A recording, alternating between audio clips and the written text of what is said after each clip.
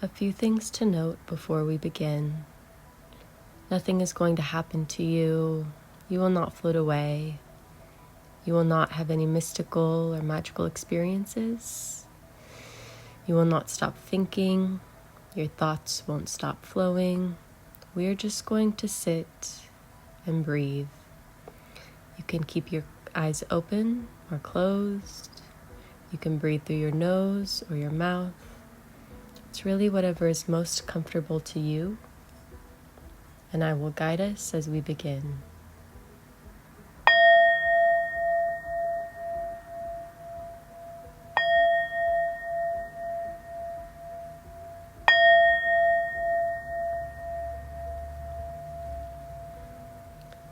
We'll start by taking 3 deep breaths, very slowly.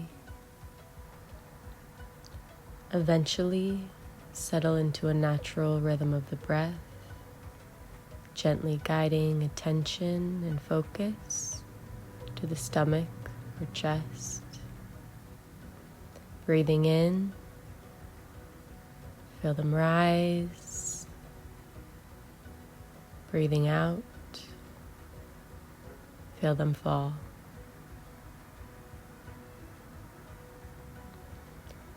Simply continue this practice, expecting nothing but to sit and breathe.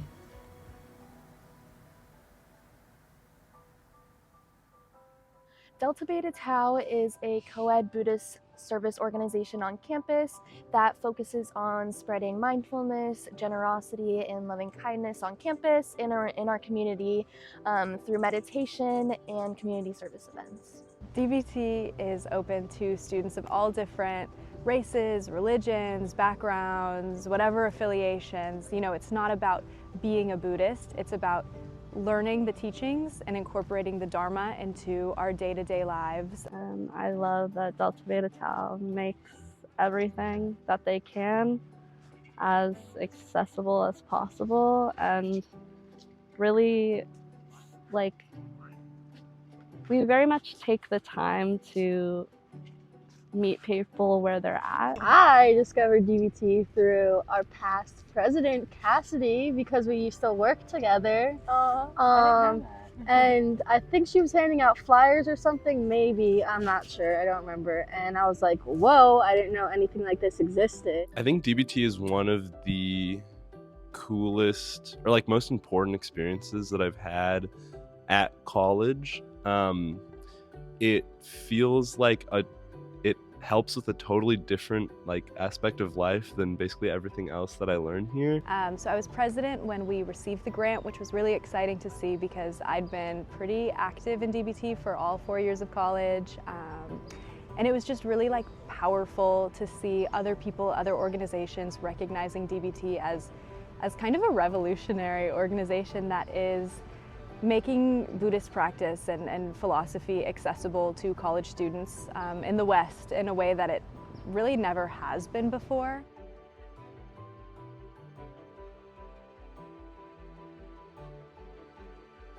I think my expectations for the college experience were a lot different than what I've experienced here. I wasn't really sure about coming to San Diego State at first because it has a reputation of being a really big party school and it's really go, go, go, and I'm not really that kind of person. So finding DBT was really cool for me because I was able to wind down and have a space to just sit and be with other college students, which I didn't really have before. And yeah, I pledged with a bunch of my best friends, which was perfect. So we all started going to Wednesday meditations, and it was just this big group of people, and it was kind of the first thing I got into in college. Probably didn't even know what Buddhism was before that. And going to the meditations literally changed my life. One of the things that I love the most about Delta Beta Tau is our commitment to community service.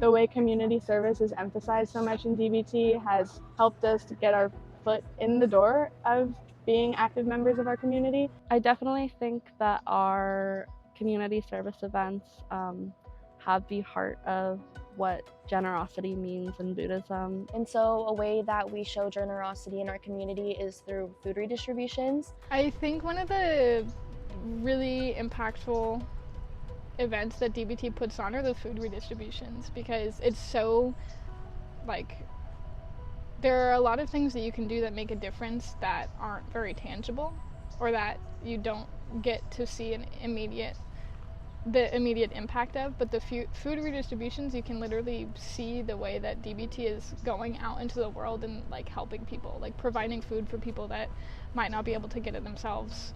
It's been a lot easier to do it this year because we've actually had the supplies and space to be able to like put the sandwiches together. We do about 5 or 6 a semester.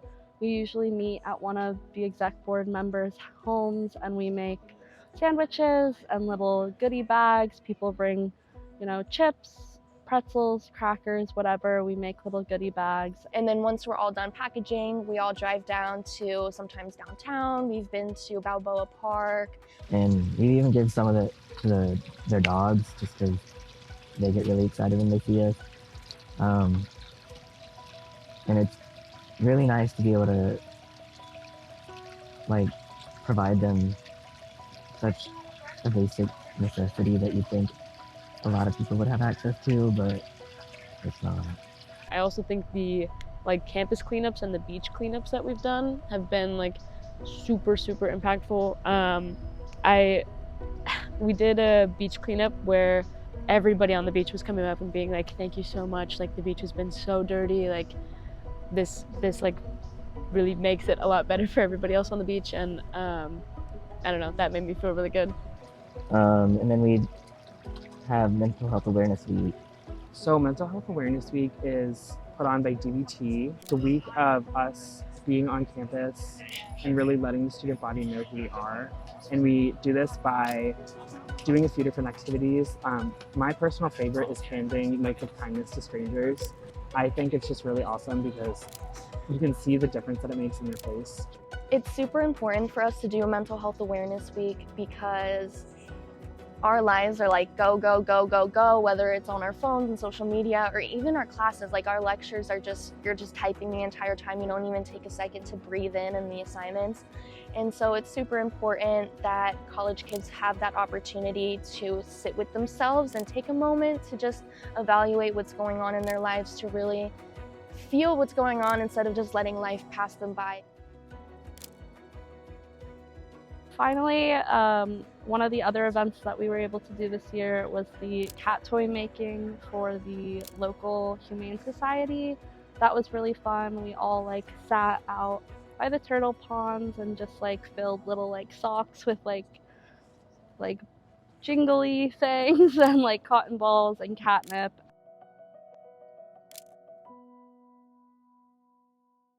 My favorite practice I've learned that I use a lot in my life is learning about equanimity and balancing my emotions and everything, because I feel like before I had DBT and before I learned about this in one of the discussions, I was always feeling the highs really high and the lows really low. Understanding how those things work and how to sit in it but not soak up the emotion was really helpful for me. I think that something I learned is that anything can be meditation and anything can be done mindfully or with intention, and it doesn't have to just be something as specific as sitting and breathing. You can focus on your breath and do your grounding through everyday life. I think something that being in DBT has taught me is patience. As college students, me personally, my life is very fast-paced and I have a lot of moving parts and everything's happening all at once. I have found that DBT has helped me slow down and look at things through different perspectives. Or before joining DBT, I was never really a patient person, or I never went out of my way to see patience as this really big, impactful thing in my life. But now that I'm a part of DBT, it seeps in ways that I just don't really intentionally mean for it to come in. It's just because I'm around so many people that do these things and practice in a certain way or talk to me about certain things that it's I just want to adopt what they're doing. And what I've learned from DBT that I wouldn't have learned elsewhere would definitely be the concept of impermanence. It's very ironic because I have it tattooed. Impermanence is the thing that honestly, like, literally changed. Like, I can't even express how much it means to me. I really struggled with the fact that things are going to change and I can't stop that. Living in each moment and understanding that the pain of each moment is going to pass, or even the happiness of each moment is going to pass. Like, just understanding the fleetingness of everything. I learned to just see people as human beings and nothing more than that until I get to know them. And I feel like that also helped me socially, and I appreciate learning that we're all temporary, we're all just little silly human beings, and we're just working on ourselves and everyone else at the same time. So when my master and I were walking in the rain, he would say, "Do not walk so fast, the rain is everywhere." I think that was the most influential part of DBT that I took out of our Wednesday meditations and our discussions. I think it really, really applies to college students because this is such a stressful time in our lives where our schedules are so packed full of things that we need to do, and there's so much uncertainty about the future. It's really easy to get caught up in how stressful things are. And so I think that I don't know, being able to recognize that yes, this is a stressful time, and yes, there's a lot to do, but life is always going to be stressful. That doesn't take away from the other many, many good things in life.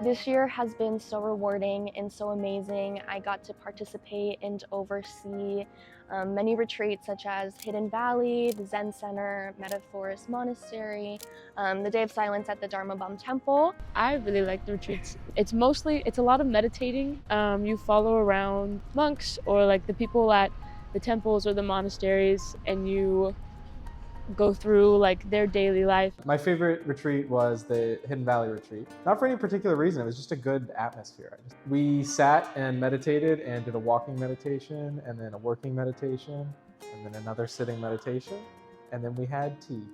I really liked the nun there. I thought she explained things really well. She taught us how to sit on the zafus, and she taught us how to breathe, which might sound weird, but it was where you breathe all your air out and you push out as much air as you can push out, and then you automatically inhale. So the only conscious breathing you're doing is your exhale. It really helps me focus on my breathing, and my thoughts don't wander as much as they used to when I do that.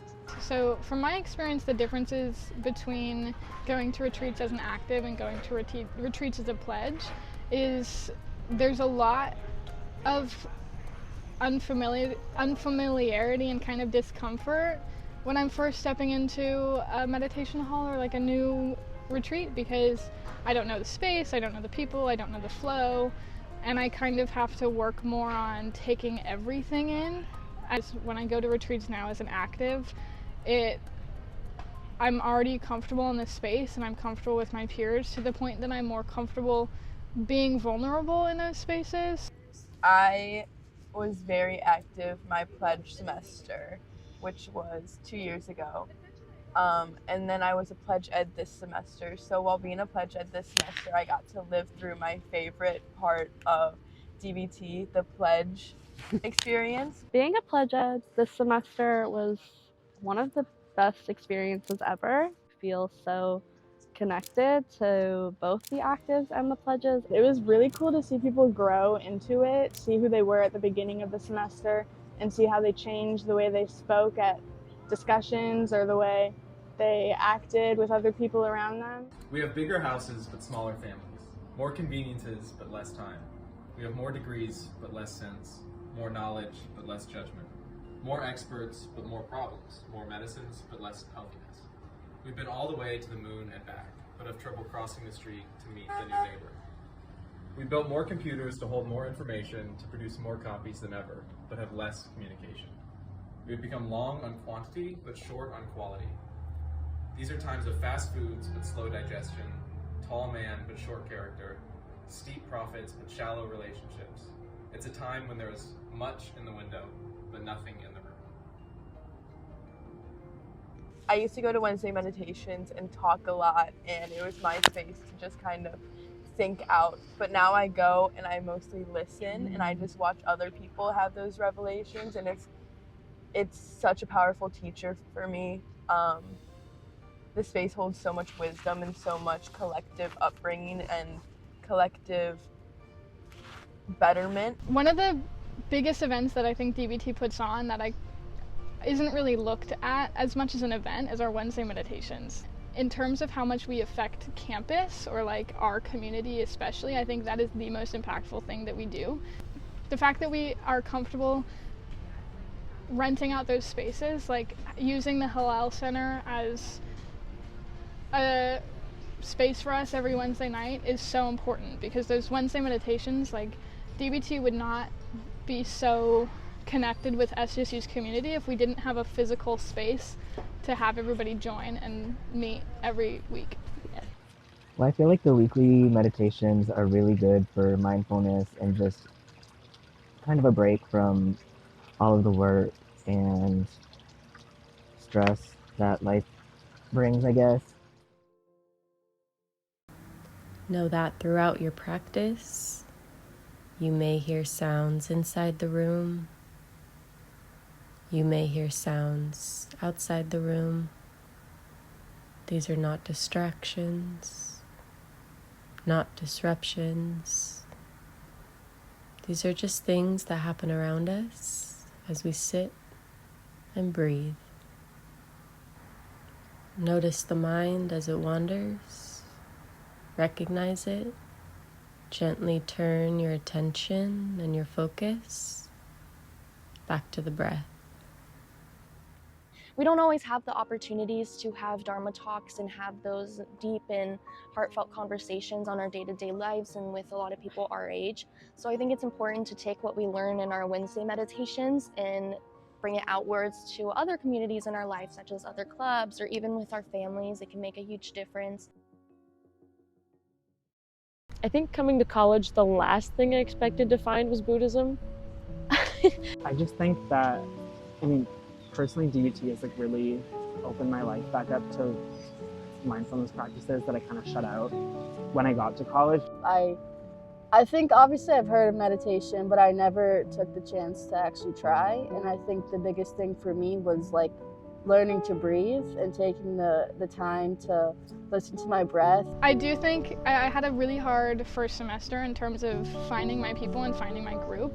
And I think that actually the Buddhist aspect of DBT, while it's still very important and I've found a lot in it, the space that it holds has kind of been more important to me. DBT has really given me the opportunity to learn how to handle conflict in a much quieter way.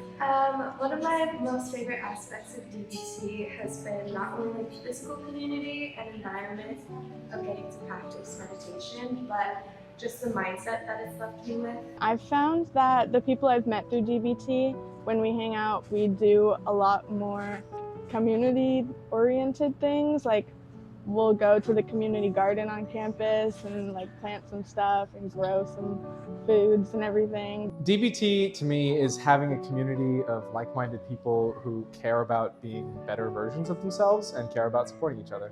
DBT has helped me find a community and call San Diego a home.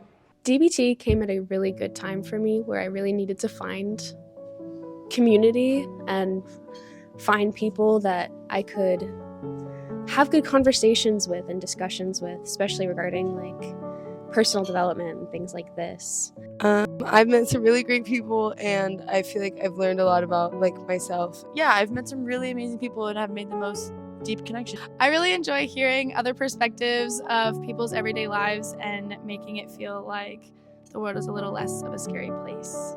Honestly, I used to I've been through a lot of stuff and I came all the way here from Florida. Through all of that, I've handled things with grace, and I obviously think that like if I didn't have this community and people who are just kind and open and welcoming and honest, like I wouldn't be here. So I really appreciated the opportunity to visit different temples and see a lot of what Buddhism has to offer and mindfulness and meditative practice in general. It's just been a really big learning experience. Instead of like a specific subject, it's kind of just like dealing with life and like what happens and being able to live like as a happy person, which I don't think I get from basically anything else. And it's really so inspirational that we have such a big turnout. Like we have so many freshmen and people coming into college, 18-year-olds that want to show up and meditate and be better people. That's so cool. It's hard to find. Well, you would think it is, but it's not because we got it, so. I feel like DBT has really helped me to step into the healer side of myself. I'm studying sustainability, and I hope that I can just be a vessel for light and love and healing for other people, for myself, and for the earth. It's just one of those things that, like, we talked about a sense of community in one of our most recent meditations, and in the meditation in the discussion I was thinking about my experience at SDSU without DBT, and it was like unfathomable. Like I just could not even picture where it would be or like who my friends would be, because like my roommates are from DBT, my friends are from DBT, like I go to DBT events all the time, like I have set aside part of my life for this space, so like thinking about where I would be without that is just like, I probably would have transferred if it wasn't for DBT. That's the only thing, DBT is one of the only reasons I have not transferred yet, and I talk about that all the time. No, me too. Know what it is like to just sit and breathe, knowing that with each breath, there is nothing else to do. There is nowhere else to go. There is no one else to be. Everything beautiful, exactly as it is. Just sitting and breathing.